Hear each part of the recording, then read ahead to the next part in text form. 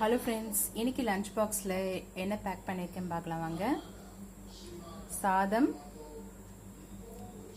மாங்காய் முருங்கை போட்டு சாம்பார் பண்ணியிருக்கேன். இதுக்கு சைட் டிஷ் வந்து கருணக்கிழங்கு, ஸ்நாக்ஸ் வந்து ரிப்பன் பக்கோடா, ஜூஸ் வந்து நெல்லிக்காய் ஜூஸ். அவ்வளோதான் ஃப்ரெண்ட்ஸ். இது பிடிச்சிருந்தால் லைக் பண்ணுங்கள், சப்ஸ்கிரைப் பண்ணுங்கள். தேங்க்யூ, பாய்.